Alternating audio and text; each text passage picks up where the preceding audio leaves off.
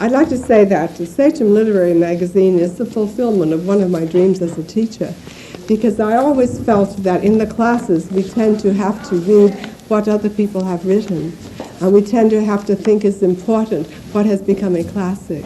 And I could see in the eyes of my students that there was a great deal of unexpressed joy, unexpressed sadness, and that they want an outlet for their feelings. And so I would introduce creative writing assignments in my different classes. And the response was so wonderful that I sent them away to California, to the National Essay Press, National Poetry Press, and many, many, many of them have been published over the years. And one day, a long time ago, when Mr. Manos was principal, he stopped me in the hall and said, "Mrs. Walter, I see your kids have published some poems again." I said, "Yes." And he said, "You know, I'll bet you could teach a whole class in creative writing." And I said, "Mr. Manos, just give me a chance." And I had 12 students who started the creative writing classes.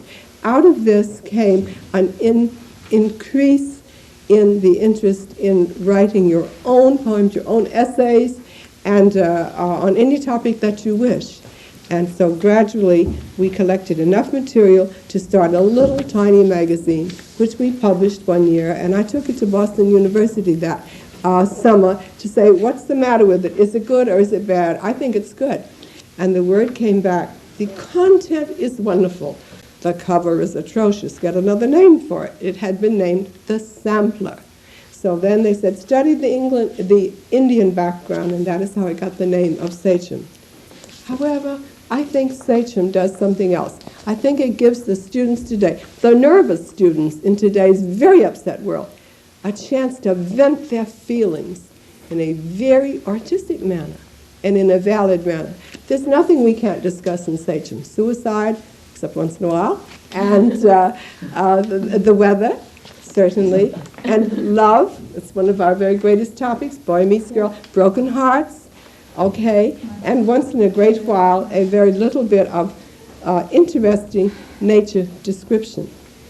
So I think it's a wonderful organization. Plus it has an unselfish motive. We raise a scholarship every year of a minimum of $300 so that one senior from our class has the Sachem Scholarship. And that gives us a raison d'etre, or a reason to exist. And I think that it is really an organization I'm extremely proud of. I sit in the background and I don't say no except about twice during the year when I